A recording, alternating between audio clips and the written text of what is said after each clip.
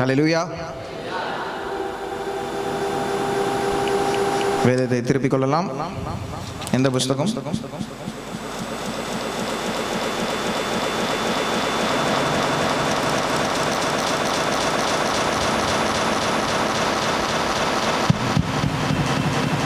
எல்லாரும் வேதத்தை திருப்பிக் கொள்ளணும்னா பைபிளை திருப்புறீங்க, எந்த புஸ்தகம்னு சொல்ல மாட்டீங்க. ஆனால் சரி, மார்க் 2வது அதிகாரத்துக்கு திருப்பிக் கொள்ள. மத்தேயு 9வது அதிகாரத்தில் உள்ள சம்பவம் தான், ஆனால் மார்க் 2வது அதிகாரத்தில் இன்னும் கொஞ்சம் விளக்கமாக இருக்கிறதுனால நம்ம அதுலேருந்து இன்றைக்கி தியானிக்க போகிறோம். மார்க் 2வது அதிகாரம் 1வது வசனத்திலிருந்து வாசிக்க கேட்கலாம். சில நாட்களுக்கு பின்பு அவர் மறுபடியும் கப்பர்நகூமுக்கு போனார். அவர் வீட்டில் இருக்கிறார் என்று ஜனங்கள் கேள்விப்பட்டு உடனே வாசலுக்கு முன்னும் நிற்க இடம் போகாதபடிக்கு அநேகர் கூடி வந்தார்கள். அவர்களுக்கு வசனத்தை போதித்தார். அப்பொழுது 4 பேர் ஒரு திமிர்வாதக்காரனை சுமந்து கொண்டு அவரிடத்தில் வந்தார்கள். ஜனக்கூட்டத்தின் நிமித்தம் அவருக்கு சமீபமாய் சேரக்கூடாமல் அவர் இருந்த வீட்டின் மேற்கூரையை பிரித்து திறப்பாக்கி திமிர்வாதக்காரன் கிடக்கிற படுக்கையை இறக்கினார்கள். இயேசு அவர்கள் விசுவாசத்தை கண்டு திமிர்வாதக்காரனை நோக்கி, மகனே, உன் பாவங்கள் உனக்கு மன்னிக்கப்பட்டது என்றார். அங்கே உட்கார்ந்திருந்த வேதபாரகரில் சிலர், இவன் இப்படி தேவதூஷணம் சொல்லுகிறது என்ன? தேவன் ஒருவரே அன்றி பாவங்களை மன்னிக்கத்தக்கவர் யார் என்று தங்கள் இருதயங்களில் சிந்தித்துக் கொண்டிருந்தார்கள். அவர்கள் தங்களுக்குள்ளே இப்படி சிந்திக்கிறார்கள் என்று இயேசு உடனே தம்முடைய ஆவியில் அறிந்து அவர்களை நோக்கி, நீங்கள் உங்கள் இருதயங்களில் இப்படி சிந்திக்கிறது என்ன? உன் பாவங்கள் உனக்கு மன்னிக்கப்பட்டது என்று சொல்வதோ, எழுந்து உன் படுக்கையை எடுத்துக்கொண்டு நடவென்று சொல்வதோ எது எளிது? பூமியிலே பாவங்களை மன்னிக்க மனுஷகுமாரனுக்கு அதிகாரம் உண்டு என்பதை நீங்கள் அறிய வேண்டும் என்று சொல்லி திமிர்வாதக்காரனை நோக்கி, நீ எழுந்து உன் படுக்கையை எடுத்துக்கொண்டு உன் வீட்டுக்கு போ என்று உனக்கு சொல்கிறேன் என்றார். உடனே அவன் எழுந்து தன் படுக்கையை எடுத்துக்கொண்டு எல்லாருக்கும் முன்பாய் போனான். அப்பொழுது எல்லோரும் ஆச்சரியப்பட்டு, நாம் ஒரு காலம் இப்படி கண்டதில்லை என்று சொல்லி தேவனை மகிமைப்படுத்தினார்கள். ஆமேன். சத்தமா சொல்லலாமா? ஆமேன். மக்கள் என்ன பண்ணாங்களாம்? கடைசி வசனத்தில் தேவனை மகிமைப்படுத்தினார்கள். நம்ம எதை செய்தாலும் எதற்காக செய்ய வேண்டும்? தேவனை மகிமைப்படுத்த செய்ய வேண்டும். நம்மளுடைய வாழ்க்கையாக இருக்கலாம், நம்மளோட ஊழியமாக இருக்கலாம், நம்ம செய்கிற வேலையாக இருக்கலாம், எதுவாக இருந்தாலும் கடைசி நோக்கம் என்னவாக தான் இருக்கணும்? தேவனை மகிமைப்படுத்துறதாக தான் இருக்க வேண்டும். மார்க் 2வது அதிகாரம் 1வது வசனத்திலிருந்து மறுபடியும் ஆரம்பிக்கலாம். சில நாட்களுக்கு பிறகு அவர் மறுபடியும் கப்பர்நகூமுக்கு போனார். அவர் வீட்டில் இருக்கிறார் என்று ஜனங்கள் கேள்விப்பட்டு. அவர் எங்க இருக்கிறார்? வீட்டில் இருக்கிறார். இயேசு எங்க இருக்கிறார்? வீட்டில் இருக்கிறார். உங்க வீட்டில் யார் இருக்கிறா? ஏன் என்னை பற்றி சிரிக்கிறீங்க? யார் இருக்கிறா? நீங்க இருக்கிறீங்க, ஆனா உங்க கூட யார் இருக்கிறா? இயேசு இருக்கிறார். எத்தனை பேர் விசுவாசமா சொல்ல முடியும் எங்க வீட்டில் இயேசு இருக்கிறார்? ஆமேன். சில பேர் கை தூக்கல, பரவாயில்ல, உங்களுக்கு கொஞ்சம் உண்மையெல்லாம் தெரியுது போல இருக்கு. உங்க வீட்டில் இயேசு இருக்கிறாரா இல்லையா? இருக்கிறாரா இல்லையா? இருக்கிறார். ஆமேன். மக்கள் கேள்விப்பட்டு எங்க வீட்டில் இயேசு இருக்கிறார்ன்றது எல்லாருக்கும் தெரியணும். இப்ப ஆமேன் கம்மியாயிடுச்சு பாத்தீங்களா? உங்க வீட்டில் இயேசு இருக்கிறார்ன்றது எல்லாருக்கும் தெரியணும். இந்த சபையில் இயேசு இருக்கிறார்ன்றது எல்லாருக்கும் தெரியணும். ஆமேன். ஆமேன். தெரியும் போது என்ன நடக்குது? 2வது வசனம் மார்க் எழுதும் போது எல்லா இடத்துலையும் உடனே உடனே அப்படின்னு எழுதுவார். ரொம்ப அவருக்கு எல்லாமே சடன்லின்னு தான் இருக்கும். உடனே வாசலுக்கு முன்னும் நிற்க இடம் போகாதபடிக்கு அநேகர் கூடி வந்தார்கள். வாசல்ல கூட நிற்க முடியாத அளவுக்கு கூட்டம் என்ன பண்ணிடுச்சு? இயேசு இருக்கிறாருன்னு ஃபுல்லாக என்ன பண்ணிடுச்சு? கூட்டம் வந்துடுச்சு. உங்கள் வீட்டில் இப்படி எங்கேயாவது உங்கள் வீட்டில் கூட்டம் வருதா? இயேசு உள்ளே இருக்கிறாரு தானே. உங்களை தேடி கூட்டம் வருதா? சொந்தக்காரங்களே வர மாட்டாங்க. அப்போ இயேசு இருக்கிறாருன்னா அங்கே கண்டிப்பாக அற்புதம் அடையாளங்கள் என்ன பண்ணும்? நடக்கும். சமாதானம் இருக்கும், எல்லாமே இருக்கும். அது இருந்துச்சுன்னா உங்கள் வீட்டை தேடி தானாக என்ன பண்ணுவாங்க? கூட்டம் வருவாங்க. அப்போ இயேசு இருக்கிறாருன்னு தெரிஞ்சா, ஏம்மா அந்த வீட்டுக்கு போமா, அந்த அம்மா ஜெபம் பண்ணுவாங்க. யார் தொடுவா உன்னை? இயேசு அந்த இடத்துல உன்னை தொடுவார், உனக்கு சுகம் கிடைக்கும். இந்த சபைக்கு போமா, அங்கே இயேசு இருப்பாரு, நீ போனீங்கன்னா சுகம் கிடைக்கும்னு என்ன பண்ணணும்? மக்கள் பேசணும். அது எல்லாருக்கும் தெரியணும். இந்த இடம் பாருங்க, இந்த வீடு ரொம்ப சின்ன வீடாக தான் இருக்கும்னு நினைக்கிறேன். ரொம்ப பெரிய வீடாக இருக்கிறதுக்கு வாய்ப்பு இல்லை. அந்த நாட்களில் பெரிய வீடெலாம் கட்டுறதுக்கு வாய்ப்பு இல்லை. சின்ன வீடு தான். சின்ன வீட்டில் எவ்வளோ பேர் குமிச்சிட்டாங்கன்னா இயேசு இருக்கிறாருன்னு தெரிஞ்சோடனே வீட்டுக்குள்ளே கூட வழி இல்லை. வர முடியாத அளவுக்கு என்ன ஆயிடுச்சு, கூட்டம் வந்து நிரம்பிருச்சு அந்த வீட்டை. இப்போ அடுத்த வசனத்தை வாசிங்க. அப்பொழுது 4 பேர் 2வது வசனத்திலேயே உடனே வாசலுக்கு முன்னும் நிற்க இடம் போதாதபடிக்கு அநேகர் கூடி வந்தார்கள். அவர்களுக்கு வசனத்தை போதித்தார். அற்புதம் அடையாளமெல்லாம் செய்தாரு. ஆனால் அதெல்லாம் அப்புறம்தான். முதல்ல அவர் என்ன செய்கிறாரு, வசனத்தை போதிக்கிறார். முதல்ல இயேசு இருக்கணும், 2வது என்ன இருக்கணும், வசனம் இருக்கணும். நம்முடைய வாழ்க்கையில் ஒரு மாற்றம் வேண்டும்னா, நம்முடைய வாழ்க்கையில் ஒரு அற்புதம் நடக்கணும்னா முதல்ல இயேசு நம்ம வாழ்க்கையில் இருக்கணும். 2வது அவருடைய வசனம் நம்மளுடைய வாழ்க்கையில் என்ன பண்ணணும், இருக்கணும். இருந்தால் தான் அற்புதங்கள் அடையாளங்களையும் நம்ம காண முடியும். ஆமேன், ஆமேன். இயேசு தான் மையமாக இருக்கணும். அந்த வீட்டில் யார் இருக்கிறா, இயேசு தான் மையம். இயேசுவை பார்த்து தான் என்ன பண்ணணும், கூட்டம் வரணும். ஒரு வீட்டுக்கு, உங்கள் வீட்டுக்கு வராங்கன்னா உள்ள இயேசு இருக்கிறாருன்னா என்ன பண்ணணும், வரணும். உங்கள் சபைக்கு வராங்கன்னா, இந்த சபையில் யாரும் ஏன் மவரக்கட்டையை பார்க்கறதுக்கு வர போகிறதில்ல. கடைசி வாரமாக இன்னைக்கு ஜான் பேசுவான், ஐயே இன்னைக்கு போகவே வேண்டாம்னு நினைக்கிறவங்க தான் நிறைய பேர் இருப்பாங்க. நீங்கள் சிரிக்கிறத பார்த்தா தெரியுது. நீங்கள் யாருக்கு வரணும், இங்கே யார் பேசினாலும் சரி, இங்கே யார் ஆராதனையில் நடத்தினாலும் சரி, யார் இருப்பா, இயேசு இருப்பார். இந்த சபைக்கு வரீங்கன்னா நீங்கள் இயேசுவோட முகத்தை தேடி தான் வரணும். மனுஷனோட முகத்தை தேடி வராதிங்க. மனுஷனுக்காக வந்தீங்கன்னா வேற எங்கேயாவது போங்க, இங்கே வராதிங்க. என்னை பார்த்து எல்லாம் முறைக்கிறீங்க, ஏண்டா ரொம்ப ஓவரா இல்லை? உண்மையாக தான் சொல்கிறேன். நீங்கள் மனுஷனை தேடி வந்தீங்கன்னா, மனுஷனை ஏதாவது தப்பாக செஞ்சால் என்ன பண்ணுவீங்க, இந்த சபையே சரியில்லை அப்படின்னு நீங்கள் என்ன பண்ணுவீங்க. இயேசுவை தேடி வந்தீங்கன்னா, உங்களோட வாழ்க்கையில் இயேசு தான் மையமாக இருந்தாருன்னா, நீங்கள் வந்து மனுஷனை நம்ப மாட்டீங்க, இயேசுனுடைய வார்த்தையை தான் நம்புவீங்க. இயேசு செய்கிற காரியத்தை தான் நம்புவீங்க. அப்போ வந்தீங்கன்னா இயேசு உங்களை கைவிட மாட்டார். இயேசு ஒரு நாள் என்ன பண்ண மாட்டார், உங்களுக்கு எதிராக எதுவும் செய்ய மாட்டார். உங்கள் வாழ்க்கையை நான் என்ன பண்ணுவார், நலமாக நடத்துவார். நீங்கள் இங்கே நடக்கிற மியூசிக்கை கேட்டுட்டு, பல லைட்டை போடுறதை கேட்டுட்டு வந்தீங்கன்னா ஒரு நாளைக்கு என்ன பண்ணுவீங்க, போர் அடிக்குது அப்படின்னு சொல்கிறதுக்கு நிறையா வாய்ப்பு இருக்குது. சபைக்கு வரீங்களா, வாரம் வாரம் யாரை தேடி வரணும், இயேசுவை தேடி வரணும். பாதி பேர் சொல்ல மாட்டீங்க, கொஞ்சம் சுத்தமாக சொல்லலாமா, இயேசுவை தேடி வரணும். சொல்லுங்க, இயேசுவை தேடி வரணும். ஏன்னா அவர்கிட்ட மட்டும்தான் வல்லமை இருக்கு, அவர்கிட்ட மட்டும்தான் அற்புதம் செய்கிற கரங்கள் இருக்கு.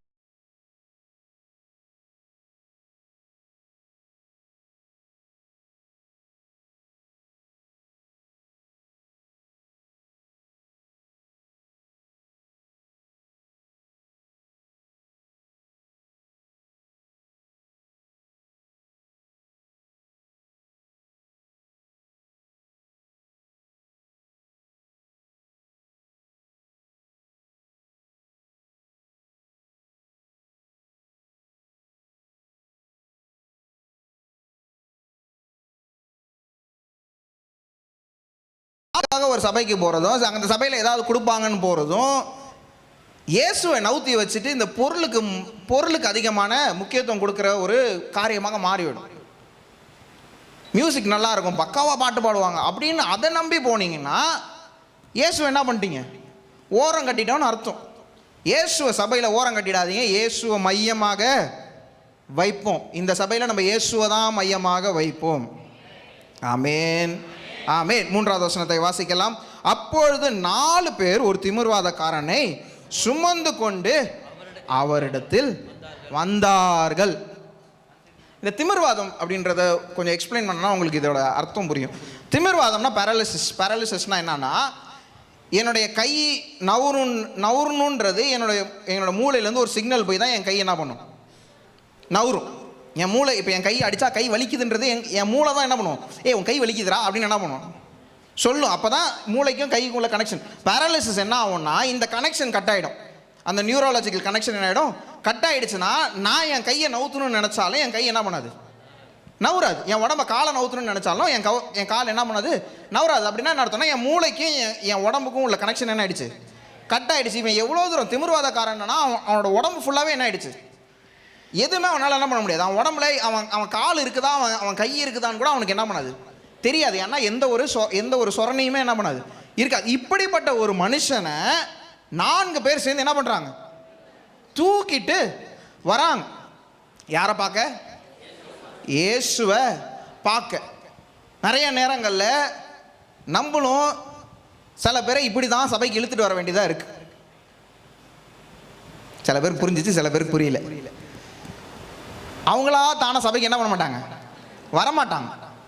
பிடிச்சி இழுத்து ஏன் தான் இப்படி இருக்குதோ அப்படின்னு என்ன பண்ண வேண்டியதாக இருக்குது, வாரம் வாரம் இழுத்துட்டு வர. ஒரு கதை நான் கேள்விப்பட்டேன். அந்த கதை கேட்கும்போது எனக்கு பயங்கர ஆச்சரியமா இருந்துச்சு.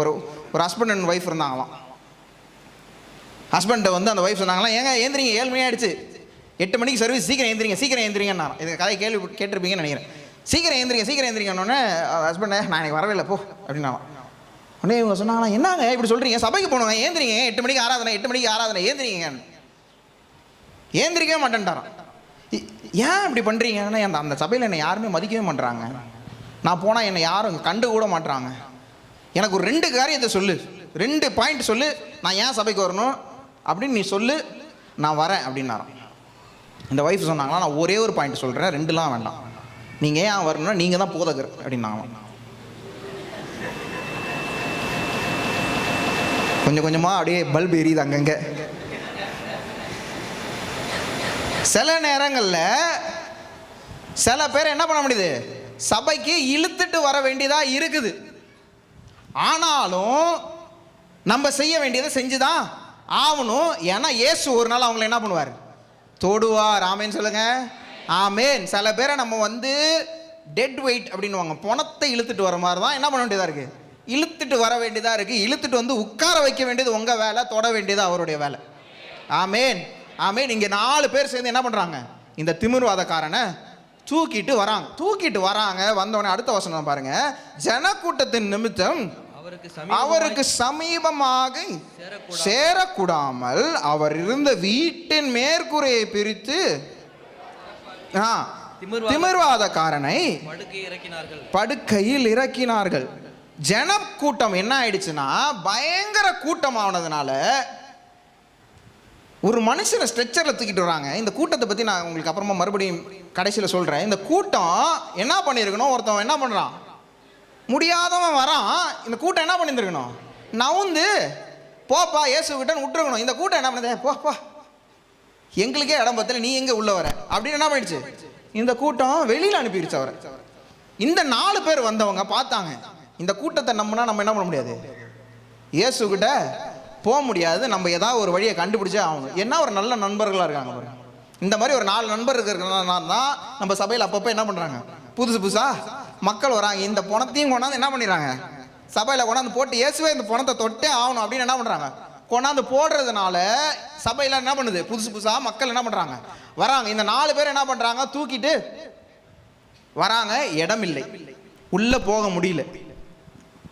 நீங்கள் நானாக இருந்தாலும் என்ன பண்ணியிருப்போம், வெளியிலே அவரை படுக்க வச்சுட்டு இயேசு முடிகிற வரைக்கும் வெயிட் பண்ணிட்டு இயேசுவை வெளில வர வைப்போம்னு என்ன பண்ணுவோம், உட்காந்துருப்போம். இவங்க பார்த்தாங்க, டைம் வேஸ்ட் பண்ணுறதுக்கு இங்கே நேரம் இல்லை, டைம் வேஸ்ட் பண்ண மாட்டேன், நேராக மாடிக்கு ஏறினாங்க. அவ்வளோ ஈஸி இல்லை ஒரு மனுஷனை தூக்கிட்டு மாடிக்கு ஏறுறது. அந்த காலத்துலலாம் ஒரு ஆள் ஏறுற அளவுக்கு தான் என்ன இருக்கும், இடம் இருக்கும். ப்ளஸ் அந்த மாடி வந்து நம்ம இதில் வாசிக்கிறோம், அவங்க கூரை என்ன பண்ணிட்டாங்க, மேலே போய் பிரிச்சுட்டாங்க. அந்த காலத்தில் கூரையெல்லாம்ன்றது நம்ம நினைக்கிற மாதிரி கீத்து கூரையெல்லாம் கிடையாது. அந்த காலத்தில் மரம் வந்து பீம் மாதிரி வைப்பாங்க, மரத்துக்கு மேலே வச்சுட்டு அதுக்கு மேலே என்ன பண்ணுவாங்க, மண்ணை என்ன பண்ணுவாங்க, காய வச்சு மண்ணால் தான் அந்த என்ன பண்ணுவாங்க, அதை போட்டு அமுக்கி செம்ம டைட்டாக இருக்கும். அது அவ்வளோ சீக்கிரத்தில் அதை என்ன பண்ண முடியாது, உடைக்க முடியாது. ஆனால் இவங்க பார்த்தாங்க, கூரை போனாலும் பரவாயில்ல, இவன் என்ன தான் பண்ணணும், உள்ளே இறக்கி தான் ஆகணும். இதை வர நான் படிக்கும்போது எனக்கு திடீர்னு வருது, இது யார் வீடாக இருக்கும், எனக்கு தெரிஞ்சு இது மோஸ்ட் ப்ராபப்ளி பேதுருவோட வீடாக இருக்கிறது தான் வாய்ப்பு இருக்குது.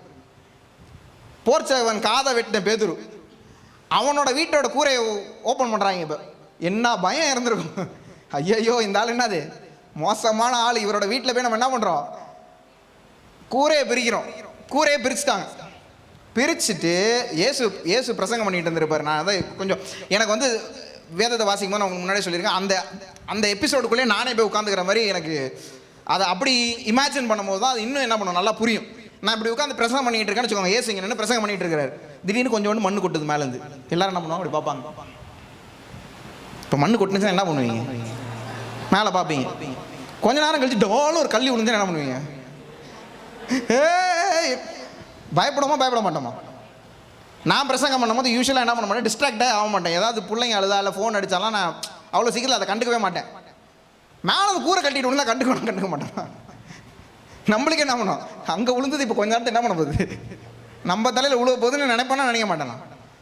ஏசு அவர் பிரசங்கம் பண்ணிட்டு இருக்கிறார், மேலே வந்து கூரை என்ன பண்ணுது, கழண்டு உழுவுது. கழண்டு உழுவது மட்டும் இல்லை, கூரை ஓப்பன் ஆகி உள்ளேருந்து சன்லைட் வருது. சன்லைட் வந்தோடனே அதுக்குள்ளேருந்து என்ன பண்ணுது, ஒரு பாடி அப்படியே இறங்குது.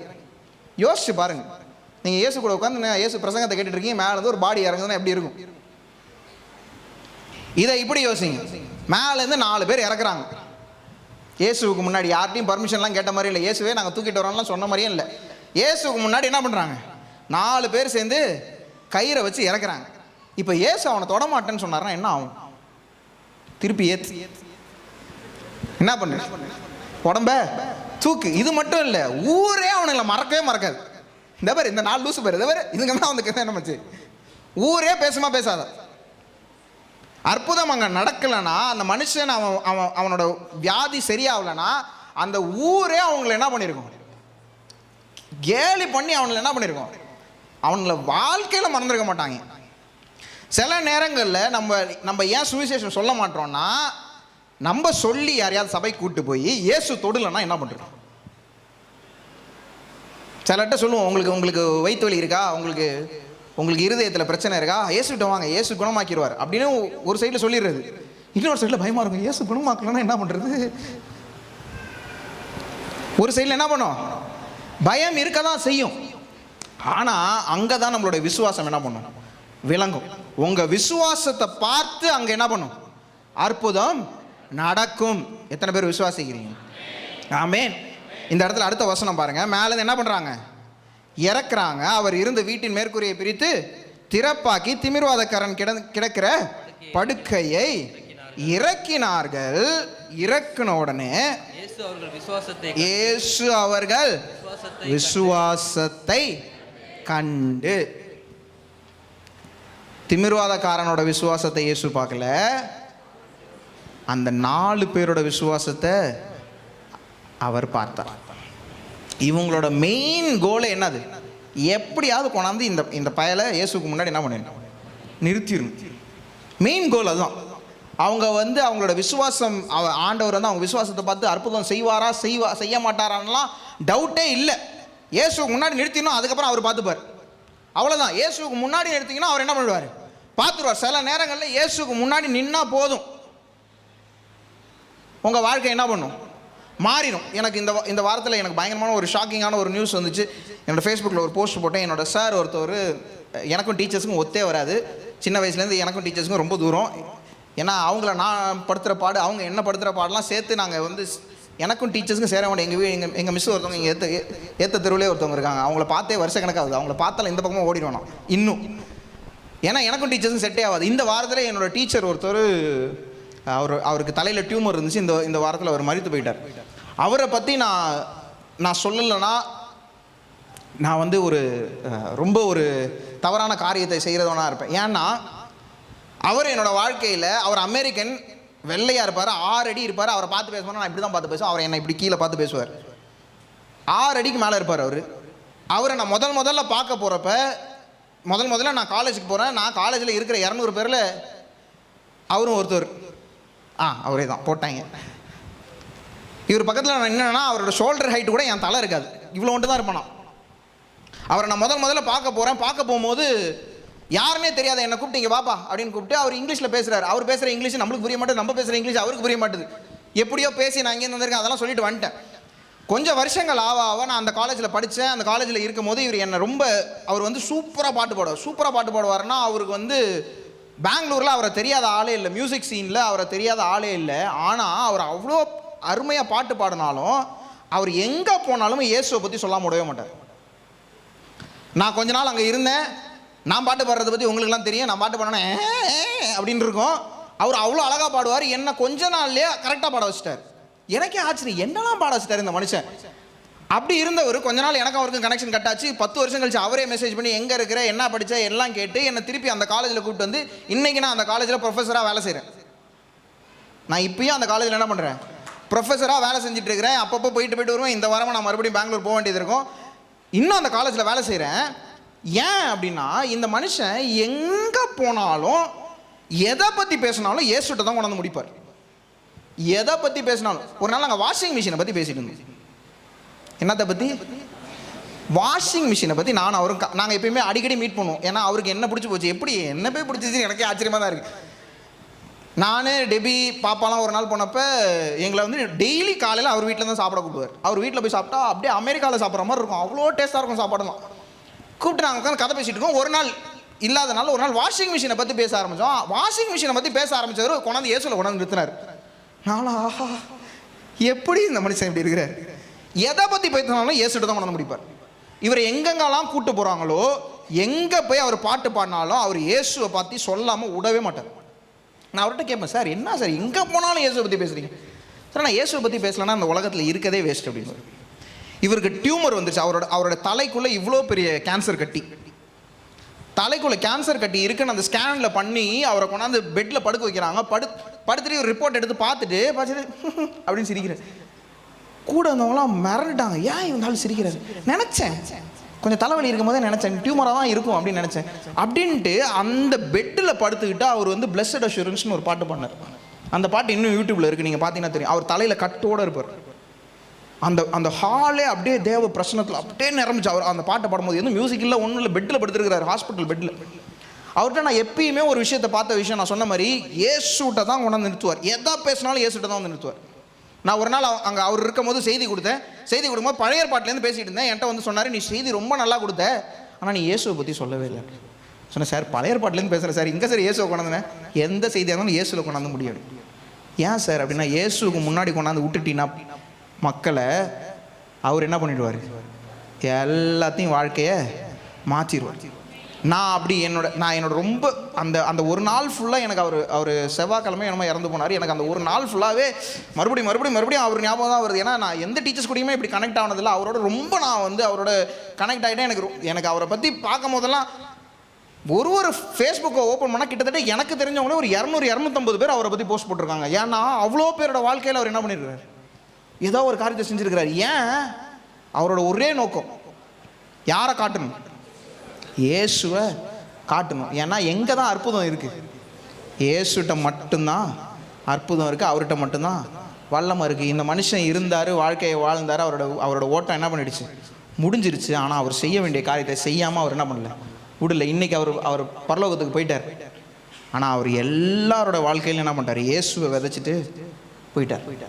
எதா பண்ணாலும், மியூசிக்காக இருக்கட்டும், சவுண்ட் இன்ஜினியரிங்காக இருக்கட்டும், ராக்கெட்டாக இருக்கட்டும், அமெரிக்கா பாலிடிக்ஸாக இருக்கட்டும், எதுவாக இருந்தாலும் இயேசுவில் தான் கொண்டாந்து முடிப்பார். அப்படி தான் இந்த இடத்துல இவங்க கொண்டாந்து பார்த்தாங்க. இந்த 4 பேர் இழுத்து கொண்டாந்து இயேசுகிட்ட தான் இவனை விடணும், வேறு வழியே இல்லை. கொண்டாந்து இயேசுக்கு முன்னாடி நிறுத்தினாங்க. அடுத்த வசனத்தை வாசிப்போம்.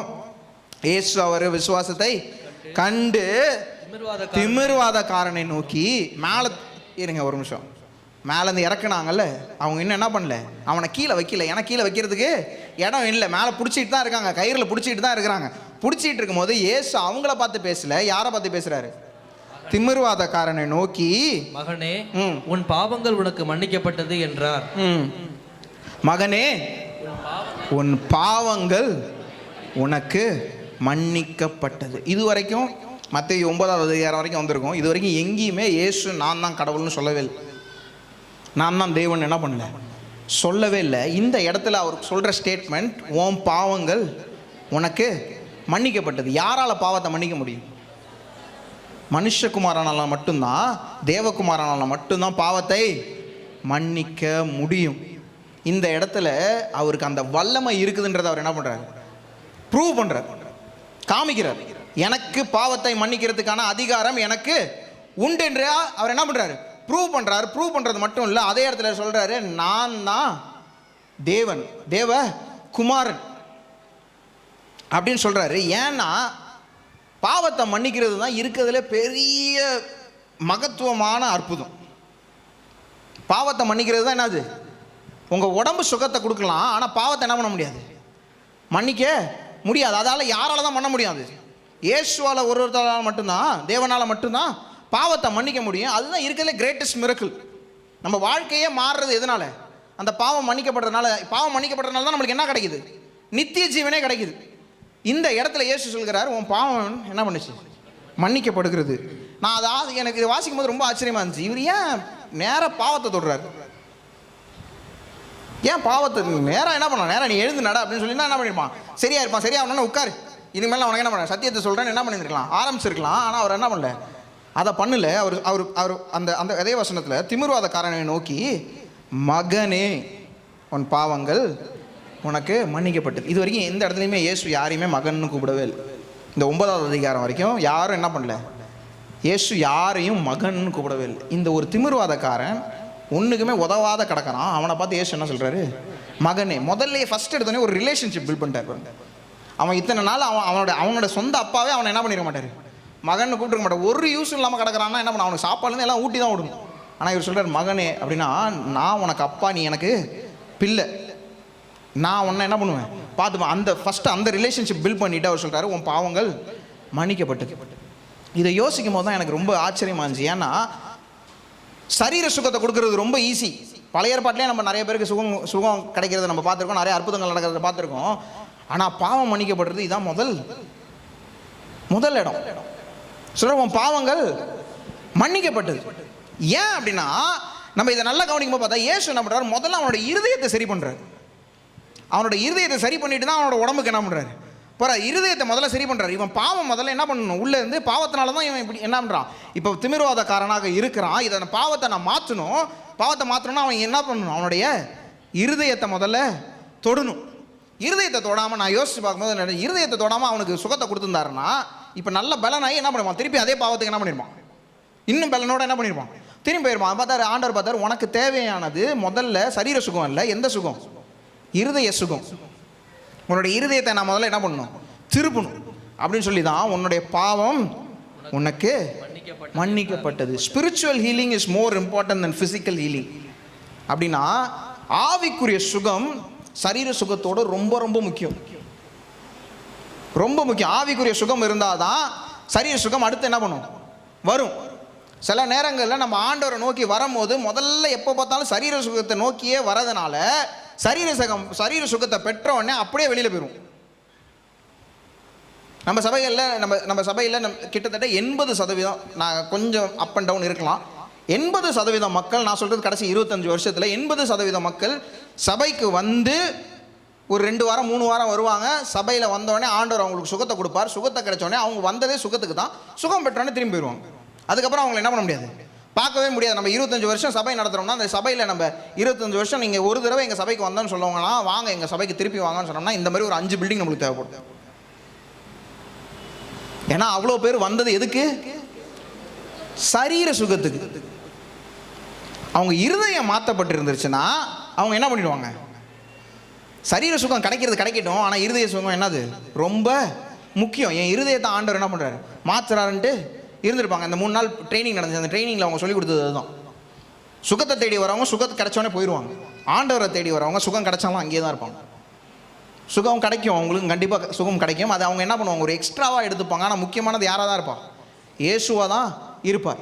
நம்ம எப்போ இயேசுவை நோக்கி வரோமோ அன்னைக்கு நம்ம என்ன பண்ணுவோம், ஒழுங்கான விசுவாசிகளாக இருப்போம். அவரோட கரத்தின் கிரியைகளை நோக்கி வந்தோம்னா அது கிடைச்சோடனே என்ன பண்ணுவோம், போயிடும்.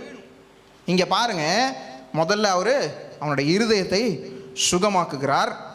6வது வசனம், அங்கே உட்கார்ந்திருந்த வேத பாரகர்களில் சிலர், இவன் இப்படி தேவ தூஷணம் சொல்லுகிறது என்ன, தேவன் ஒருவரே என்று பாவங்களை மன்னிக்கத்தக்கவர் யார் என்று தங்கள் இருதயங்களில் சிந்தித்துக் கொண்டிருந்தார்கள். போதும்.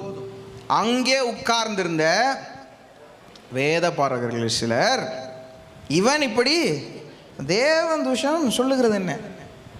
ஏன்னா அவங்களுக்கு தெரியும், அக்கார்டிங் டு லா யாரால தான் கொடுக்க முடியும், தேவனால் கொடுக்க முடியும். ப்ளஸ் பழைய ஏற்பாட்டு மோசையோட இதெல்லாம் பார்த்தீங்கன்னா, கவனன்ட்டில் பார்த்தீங்கன்னா அந்த லாஸ்லாம் என்னென்னா, நீங்கள் என்ன பண்ணணும், புறாவை கொண்டாந்து பலியிடணும். பலியிட்டால் உங்கள் பாவம் என்ன பண்ணும், மன்னிக்கப்படும்.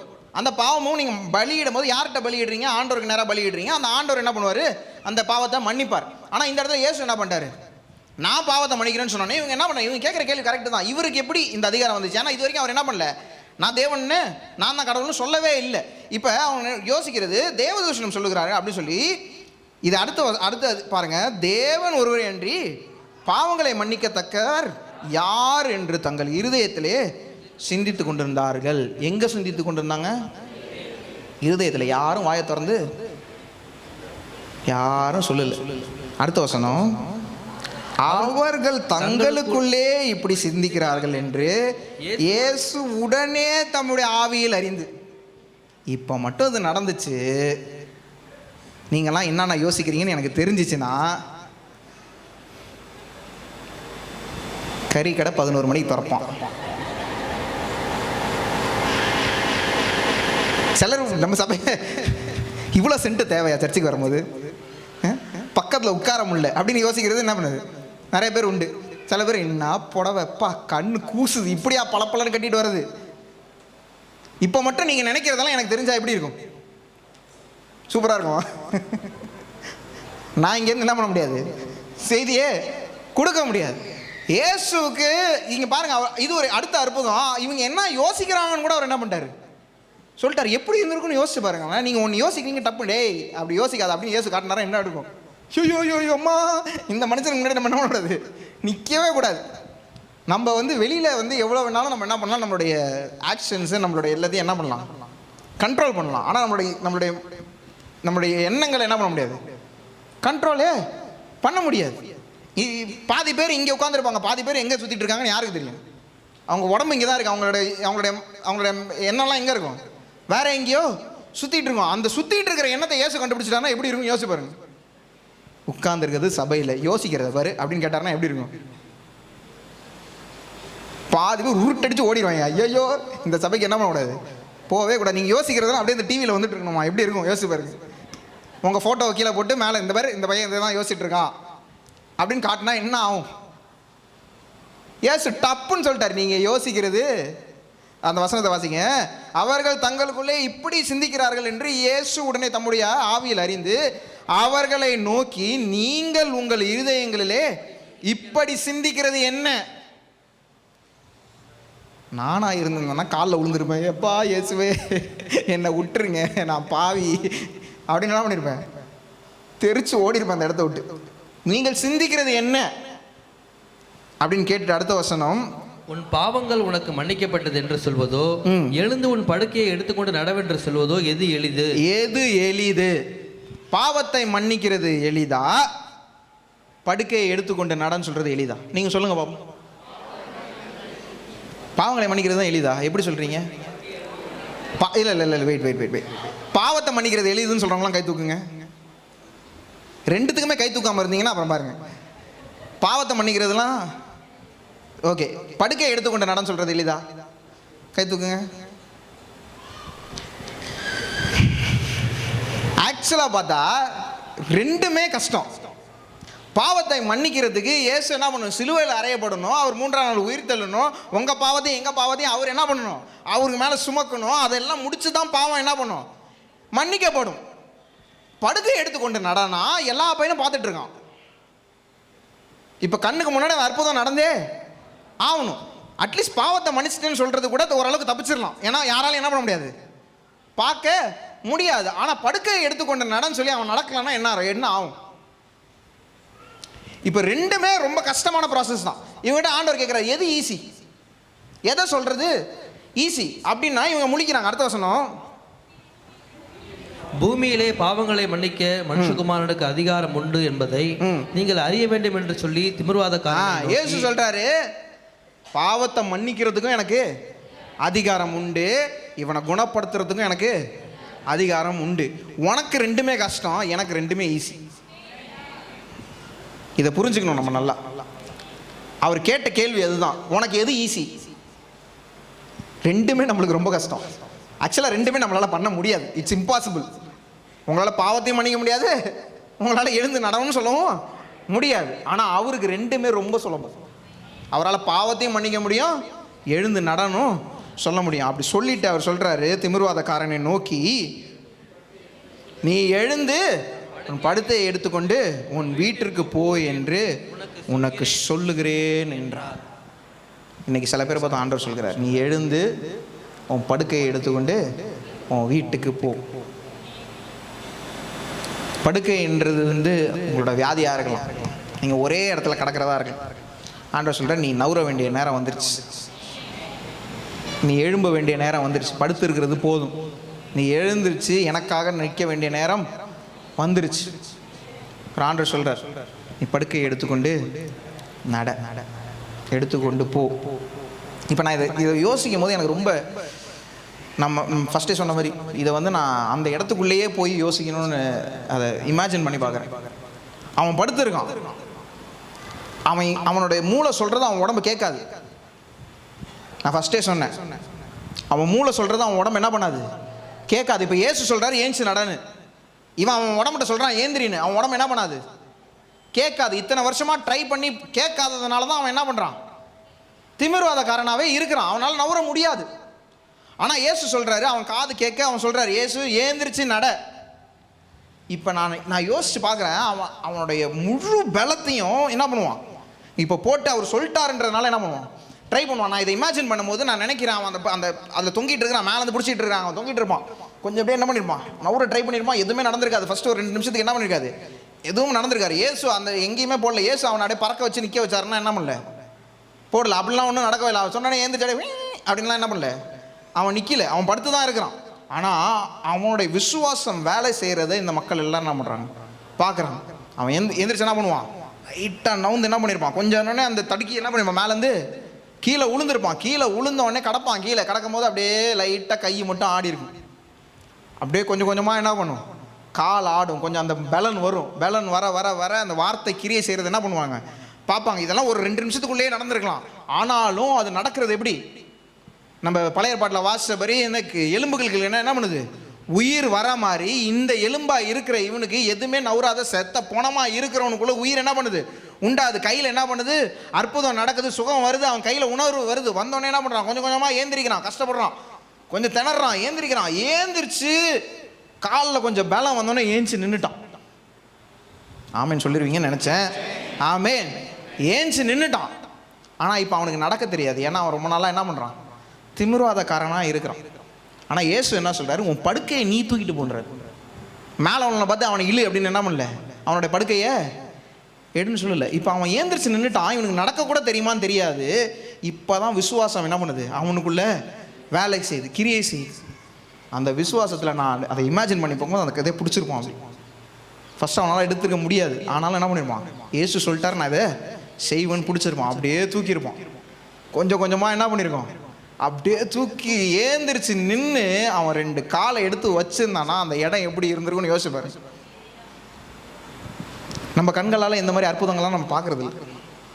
ஆனால் அந்த அந்த மக்களை நீங்கள் யோசித்து பார்க்கும்போது உங்களுக்கு தெரியும். ஏசு சொல்கிறாரு, ஏன்னா கண்ணுக்கு பார்க்கும்போது தான் மேலேருந்து இறக்குறாங்க, எல்லாரும் பார்க்குறாங்க. அப்போ தான் மேலேருந்து என்ன பண்ணுது, இவங்க நினச்சிருப்பாங்க செத்த போனால் தான் இறங்கு தான் நினச்சிருப்பாங்க. ஏன்னா அவன் திமிர்வாதக்காரன், அவனால் எந்த மூவ்மெண்ட்டும் என்ன பண்ண முடியாது, பண்ண முடியாது. செத்த போனால் இறங்குதுன்னு நினைக்கும் போது இந்த மனுஷன் ஏந்திரிச்சு நடக்கிறான்னா என்ன ஒரு பெரிய அற்புதம் நடந்திருக்காங்க. ஆமேன். அவ்வளோ வல்லமை தேவனுடைய வார்த்தையில் என்ன பண்ணுது இருக்குது. சில நேரங்களில் நம்ம நினைப்போம் இந்த விஷயத்தை ஆண்டவரால் பண்ண முடியாது, எதை வேணாலும் பண்ணலாம், ஆனால் இதெல்லாம் என்ன பண்ண முடியாது, மாற்ற முடியாது. இதை என்ன பண்ண முடியாது, இவரை மாற்ற முடியாது. இந்த இந்த இந்த ஒரு லெவல் வரைக்கும் ஆண்டவரால் சுகம் கொடுக்க முடியும், அதுக்கு மேலெலாம் ஆண்டவரால் என்ன பண்ண முடியாது, சுகம் கொடுக்க முடியாது. வேதம் சொல்லுது தேவனால் கூடாத காரியம் ஒன்றுமில்லை. ஒன்றுமில்லைன்னா என்ன அர்த்தம், ஒன்றுமில்லைன்னா ஒன்றுமில்லைன்னு தான் அர்த்தம். ஒன்றுமில்லை, அவ்வளோதான், ஒன்றுமில்லை. அவர் நினச்சார்னா என்ன வேணாலும் பண்ணுவார். ஆமேன்.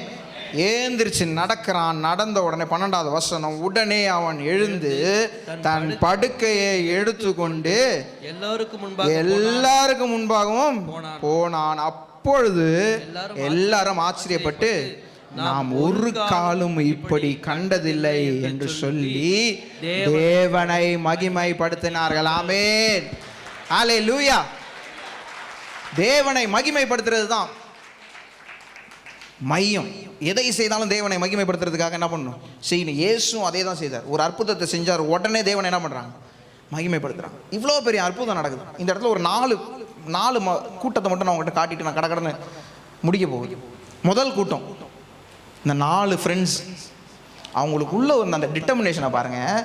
என் நண்பன் அவன் ஆல்மோஸ்ட் செத்துட்டான், ஆனாலும் அவன் நான் என்ன பண்ண மாட்டேன், விட மாட்டான். அவனை இழுத்து கொண்டாந்து இயேசுக்கு முன்னாடி நிறுத்திடுவேன். அந்த 4 நண்பர்களுடைய விசுவாசத்தினால இப்படி ஒரு அற்புதம் நடந்துச்சு. இங்கே நிறைய பேர் இருக்கிறீங்க, நீங்கள் ஜெபிச்சதுனால நீங்கள் ரசிக்கப்படல, உங்களுக்காக வேற யாரோ ஜெபிச்சதுனால தான் நீங்கள் ரசிக்கப்பட்டீங்க. ஆமென். எத்தனை பேர், நானும் அதை தான் சொல்லுவேன். எனக்காக நான் ஜெபம் பண்ணதுனால நான் என்ன பண்ணல, நான் ஜெபம் பண்ணதெல்லாம் ரசிக்கப்படணும்னா இன்னொரு 42 வருஷம் ஆயிருக்கும். எனக்காக மற்றவங்க ஜெபிச்சதுனால தான், எங்கள் அம்மா அப்பா ஜெபிச்சதுனால தான் நான் ரசிக்கப்பட்டேன். எனக்கு சுகம் வேணும்னு எனக்காக மற்றவங்க ஜெபிக்கும் போது தான் எனக்கு என்ன பண்ணுச்சு, சுகம் நடந்துச்சு. எனக்கும் கொஞ்சம் விசுவாசம் இருந்துச்சு, என்னோட விசுவாசத்தையும் ஆண்டவர் பார்த்தார். ஆனால் மற்றவங்களோட ஜெபத்தில் வல்லமை இருந்துச்சு. ஒரு கூட்டம். இரண்டாவது கூட்டம், அந்த தேவைப்படுகிற மனுஷன், அவன் ஒன்றுமே இல்லாமல் ஆயிட்டான். ஆனாலும் அவங்க நண்பர் சொன்னாருங்கன்ட்டு என்ன பண்ணான், வந்தான் அவங்க கூட. ஆண்டவர் அவனை என்ன பண்ணுறாரு, தொடுகிறார். இப்போ ரெண்டு முக்கியமான, இன்னும் 2 பேரை மட்டும் நான் காட்டிட்டு நான் முடிக்க போகிறேன். மூன்றாவது அந்த உள்ள உட்கார்ந்த அந்த வேத பாரகர், அவங்க ஏன் வந்தாங்க? கூட்டமே இல்லை, கூட்டத்தில் இடமே இல்லை வீட்டுக்குள்ள. ஆனால் இயேசு குறை கண்டுபிடிக்கிறதுக்கு மட்டும் என்ன பண்ணிட்டாங்க, உள்ளே வந்துட்டாங்க. இயேசுவே பக்கத்தில் நின்று அற்புதத்தையும் அடையாளத்தையும் செய்கிறாரு, இவனுங்க அதுலேயும் குறை கண்டுபிடிச்சிருந்தாங்க. சில பேர் சபையில் உட்காந்துருப்பாங்க, சபையில் அவ்வளோ பெரிய அற்புதங்களும் அடையாளங்கள் நடக்கும், பயங்கரமாக பக்கத்தில் உள்ளவங்க அபிஷேகத்தில் நிரம்பிட்டு இருப்பாங்க, எல்லாம் நடக்கும். ஆமாம் இப்படி தான் இப்போ நடப்போம், வெளில வந்தானே பாரு. அப்படி சொல்கிற கூட்டமும் என்ன பண்ணுது, வீட்டுக்குள்ளே தான் இருக்குது, சபைக்குள்ளே தான் இருக்குது.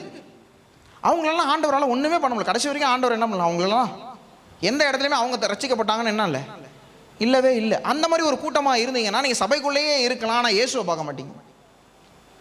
நான் மறுபடியும் சொல்கிறேன், நீங்கள் சபைக்குள்ளேயே இருக்கலாம், ஆனால் இயேசுவை பார்க்க மாட்டீங்க, இயேசுவை தேவனாக பார்க்க மாட்டீங்க. இயேசுவால் எல்லாம் கூடும்ன்றது உங்களை சுற்றி உள்ளவங்களாம் பார்ப்பாங்க, உங்கள் கண்கள் பார்க்காது. ஏன்னா நீங்கள் என்ன இல்லை, உங்கள்கிட்ட விசுவாசம் இல்லை. கடைசி 4வது அந்த கும்பல் இருந்தாங்க பாருங்க, இவங்க தலைக்கீழ நடந்துருக்கணும். எனக்கு தெரிஞ்சா எப்படி தெரியுமா பண்ணியிருந்திருக்கணும், அவனை உள்ளே வரும்போது ஈஸியாக அவனை உள்ளே விட்டுருந்துருக்கணும். வெளியே போகும்போது பாருங்க, அவன் நடந்து போகிறான், வெளியில் எல்லாம் என்ன பண்ணிட்டாங்க, வழி விட்டாங்க. இது தலைக்கீழ நடந்திருக்கணும். உள்ளே வரும்போது அவன் ஈஸியாக வந்திருக்கணும். அவன் இயேசு விட்டு போகிறான்னு சொன்னே, இங்கே பாரு இவ்வளோ பெரிய அற்புதத்தை செஞ்சிருக்கிறார், அவன் விட்டுட்டு என்ன பண்ணிடாத, போயிடாதுன்னு இழுத்து கொண்டாந்து திருப்பி என்ன பண்ணியிருந்துருக்கணும், இயேசு பக்கத்தில் அவனை உட்கார வச்சுருந்துருக்கணும். இன்னைக்கு நடக்கிற உண்மையான விஷயம் இதுதான். இயேசு கிட்ட வர்றது ரொம்ப கஷ்டமாக இருக்குது. ஏன்னா நிறைய பேர் என்ன பண்ணுறாங்க, தடை பண்ணுறாங்க. ஆனால் இயேசு விட்டு ஆமாம் இந்த சபைக்கு போகாது, போ வேற எங்கேயாவது பாரு, நல்லா வேற எங்கேயாவது பார்த்து போ அப்படின்னு சொல்கிறது தான் நிறைய பேர் இருக்கிறாங்க. ஒரு ஒரு ஒரு அற்புதம் உங்கள் வாழ்க்கையில் நடக்குதுன்னா அந்த அற்புதத்தை மற்றவங்க பார்க்கணும். பார்க்குறவங்க என்ன பண்ணணும், இயேசுக்கு நேராக என்ன பண்ணணும், வரணும். அவங்கள நம்ம தடை பண்ணவே கூடாது. அவங்கள கூட்டிகிட்டு வராங்களா இருக்கணும். அவங்கள வெளியில் போகும்போது தான் நம்ம தடை பண்ணணும். சொல்லணும், ஏய் இயேசுவை விட்டு என்ன பண்ணிடாத, போயிடாத. உனக்கு அற்புதம் நடந்துச்சுன்னா அற்புதம் அவர் செஞ்சார், ஆனால் அவரை விட்டு என்ன பண்ணிடாத, போயிடாது. அவரை விட்டு போனதுன்னா உனக்கு நித்திய ஜீவனே என்ன பண்ணாது, கிடைக்காது. இந்த சரீர பிரகாரமான அற்புதம் கிடைக்கும், ஆனால் உன்னோட இருதயம் என்ன பண்ணியிருக்காது, மாறாது. உன்னோட அற்புதம் நிலையாக இருக்காது. நிறைய பேர் நம்ம சபையில் வந்தவங்க அற்புதத்தை பெற்றுக்கொண்டு கொஞ்ச நாளில் வெளில போனாங்க. கொஞ்ச நாளில் அவங்களுக்கு இருந்த அதே வியாதி திருப்பி என்ன பண்ணிடுச்சு, வந்துருச்சு. ஏன்னா அவங்க அதை என்ன பண்ணல, இயேசுனுடைய அந்த இயேசு கூட உள்ள அந்த ரிலேஷன்ஷிப் என்ன பண்ணல, மெயின்டைன் பண்ணவே இல்லை. அதனால அவங்க மறுபடியும் அதே பாவத்துக்கு திருப்பி போனாங்க. அதனால தான் இயேசு முதல்ல அவனோட இருதயத்தை என்ன பண்ணுறாரு, தொடர் இவன் திருப்பி என்ன பண்ணிடக்கூடாது, அதே பாவத்துக்கு போய்விடக்கூடாதுன்னு சொன்னதுனால, மாற்றினதுனால இவன் என்ன பண்ணான், நிற்கிறான். நின்று இவன் அதுதான் அடுத்ததில் பாருங்க, இவன் திருப்பி போய் எல்லார்ட்டையும் சொல்கிறவனா மாறுறான். இயேசுடைய நாமம் அந்த இடத்துல என்ன பண்ணுது, மகிமை படுது. நம்ம எந்த கும்பலில் இருக்கும், இந்த 4 கும்பலில் நம்மளுக்கு அற்புதம் தேவை. Yes, very good. ஆண்டவர் நம்மளை தொடுவார். ஆண்டவர் நம்மளை தொட்டார்னா நம்ம யாராக மாறணும், இந்த 4 நண்பர்களாக நம்ம என்ன பண்ணணும், மாறணும். நம்மளை மாதிரி இருக்கிறவங்களெல்லாம் பிடிச்சி கொண்டாந்து என்ன பண்ணணும், இயேசுக்கு முன்னாடி நிறுத்தணும். இந்த 3வது கும்பலாக 4வது கும்பலாக நம்ம என்ன பண்ணக்கூடாது, மாறிடவே கூடாது. இயேசுக்கு நேராக வர்றவங்களை என்ன பண்ணக்கூடாது, கேலி பண்ணக்கூடாது, கிண்டல் பண்ணக்கூடாது. அவங்களுக்கு உள்ளே வரணும்னு நினைக்கிறவங்க வெளியில் தள்ளக்கூடாது. பக்கத்துலேயே உட்காந்துட்டு சபையில் உட்காந்துட்டு வாடா டைம் ஆகிடுச்சு, 9:30 மணி ஆயிடுச்சு, கிளம்பலாம் அப்படின்னு சொல்கிற கும்பலாக இருந்தால் நீங்கள் இயேசு கிட்ட அவங்களை என்ன பண்ண மாட்டீங்க, உள்ளே விட மாட்டீங்கன்னு அர்த்தம். ஆமாம், கேட்பாங்க நம்ம சபையில் நடக்கிறது தான். ஃபோன் பண்ணினாப்பா இன்னைக்கு ப்ரேயருக்கு போறியா, இல்லை நம்ம அடுத்த வரும்போது சரி நானும் போல. அப்படி இருக்கிறாங்கன்னா அவங்க என்ன பண்ணணும்னா, எனக்கு வேலை இருக்குது நீ போ, நான் வந்துடுவோம் கொஞ்சம் நேரத்தில் என்ன பண்ணணும் சொல்கிறவங்களா இருந்தால் அவங்க என்ன பண்ணுவாங்க, மற்றவங்க இங்கே உள்ளே வருவாங்க, இல்லைப்பா நம்ம அடுத்த வாரம் போய்க்கலாம் பார்த்துக்கலாம் அப்படின்னு சொன்னீங்கன்னா நீங்கள் இயேசுவை விட்டு யாரையோ என்ன பண்ணிட்டு இருக்கீங்க, நவுத்திக்கிட்டு இருக்கீங்கன்னு அர்த்தம். இப்படி இருக்கும் போது நம்ம வாழ்க்கையில் அற்புதம் அடையாளம் நடக்குமா? இயேசுவை விட்டு நம்ம மற்றவங்கள நவுத்துறவங்களா இருந்தால் நம்ம வாழ்க்கையில் என்ன பண்ணாது, எந்த ஒரு அற்புதங்களும் அடையாளங்களும் நடக்காது. ஏன்னா உங்களுக்கு முதல்ல விசுவாசமே இல்லை. விசுவாசம் இல்லை, அது மட்டும் இல்லை, நீங்கள் விசுவாசம் இல்லாதவர்களாக இருக்கிறது மட்டும் இல்லை, நீங்கள் குறை கண்டுபிடிக்கிறவங்களா என்ன பண்ணுறீங்க இருக்கிறீங்க. இயேசு பக்கத்துலேயே உட்காந்துட்டு இயேசு செய்கிறதே தப்பு சொல்லிட்டு இருக்கீங்க. சபைக்கு உள்ளே வரவங்கள வெளியில் தள்ளுறவங்களா இருக்கிறீங்க. ஆனால் அந்த முதல் கும்பல், ரெண்டாவது கும்பல் இருக்குது பாருங்க, அந்த கும்பல் மாதிரி நீங்களாம் இருக்கிறதுனால தான் நம்ம சபை என்ன பண்ணுது, வளருது. வெளியில் இருக்கிறவனை பிடிச்சி இழுத்து கொண்டாந்து இங்கே நில்லு, இங்கே தான் நடக்கும் அப்படின்னு சொல்கிறவங்க நம்ம இருக்கிறதுனால தான் நம்ம சபைக்கு வாரம் வாரம் புதுசாக என்ன பண்ணுறாங்க, மக்கள், ஆத்துமாக்கள் வராங்க. உங்களுடைய விசுவாசத்தை பார்த்து ஆண்டவர் அவங்களுடைய வாழ்க்கையை தொடுறாரு. ஆமேன், ஆமேன். இந்த 3 நாள் ட்ரைனிங்கில் பயங்கரமாக ட்ரைனிங் கொடுத்து உங்களை எல்லாரையும் சொல்லி வச்சுருக்காங்க. நீங்கள் என்ன பண்ண போகிறீங்க, இனிமேல் போய் ஆண்டோடைய வசனத்தை என்ன பண்ண போகிறோம், எல்லார்ட்டையும் சொல்ல போகிறோம். அந்த விசுவாசத்தை ஆண்டவர் பார்ப்பார். அந்த இடத்துல தேவனுடைய நாமம் என்ன பண்ணும், மகிமைப்படும். அந்த இடத்துல மகிமைப்பட்டுச்சுன்னா அற்புதங்கள், அடையாளங்கள் நடக்கும். தேவனுடைய ராஜ்யத்தில் இன்னும் நிறைய பேர் சேர்க்கப்படுவார்கள். ஆமென். ஏன்னா அவர் சாதாரண மனுஷன் இல்லை, அவர் சர்வ வல்லமை உள்ள தேவன். ஆமென். எத்தனை பேர் விசுவாசிக்கிறீங்க? அவர் அதிசயங்களை செய்கிறவர், அற்புதங்களை செய்கிறவர், அவர் நம் மத்தியில் இருக்கிறார். ஆமென், ஆமென். அப்படியே ஏந்திரிக்கலாமா கொஞ்ச நேரம்?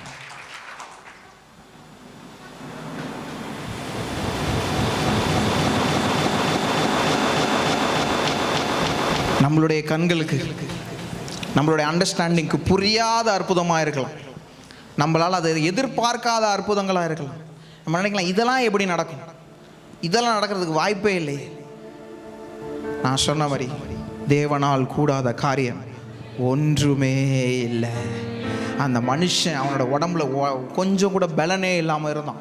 அந்த மனுஷன் ஆண்டவர் சொன்னார்ன்றதுனால கொஞ்சம் கொஞ்சமாக ஏந்திரிச்சான். அவனோட பலனை ஆண்டவர் திருப்பி கொடுத்தார். அவன் ஏந்திரிச்சு அவனோட படுக்கையை தூக்கி நடந்து போனான் வெளியில். தேவனுடைய நாமம் மகிமைப்பட்டது. ஆமேன். அப்படிப்பட்ட அற்புதத்தை, அடையாளங்களை செய்கிற தேவன் இன்னும் நம்ம மத்தியில் உயிரோடு இருக்கிறார். ஆமேன். உங்களுக்காக, எனக்காக தேவன் பரலோகத்தில் பிதாவின் வலது பார்சத்தில் வீற்று இருக்கிறார். அவர் நமக்காக ஒரு இடத்தை, ஒரு பந்தியை ஆயத்தப்படுத்தி கொண்டு இருக்கிறார். அந்த அற்புதங்கள் செய்கிற தேவன் நம்ம மத்தியிலும் இருக்கிறார். அது இயேசு நம்ம மத்தியில் இருக்கிறார்.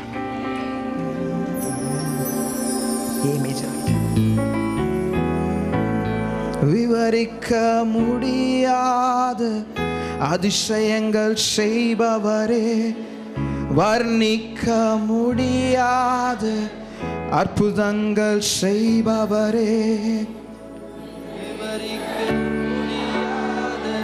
அதிசயங்கள் செய்பவரே, வர்ணிக்க முடியாத அற்புதங்கள் செய்பவரே, நீ நல்லவரே, நீ வல்லவரே, உம் கரங்கள் என்னாதாரமே,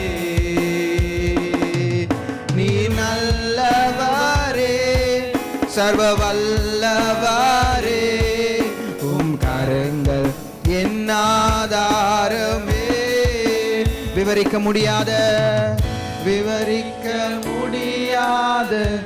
அதிசயங்கள் செய்பவரே, வர்ணிக்க முடியாத அற்புதங்கள் செய்பவரே, விவரிக்க முடியாத அதிசயங்கள் செய்பவரே, வர்ணிக்க முடியாத அற்புதங்கள் செய்பவரே, நீர் நல்லவரே, சர்வ வல்லவரே, உம் கரங்கள் என்னாதாரமே,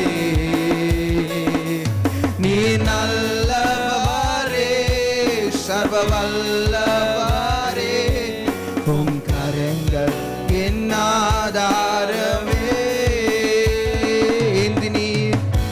ஏந்தி நீர் தாங்கி நீர் உயர்த்தி நீர் தப்புவித்தீர், ஏந்தி நீர் தாங்கி நீர் உயர்த்தி நீர் தப்புவித்தீர். தகுதியே இல்லை இந்த உயர்வுகள் எனக்கு, மிகுதியான கிருபை காரணம் அதற்கு. தகுதியே இல்லை, தகுதியே இல்லை இந்த உயர்வுகள் எனக்கு, மிகுதியான கிருபை காரணம்.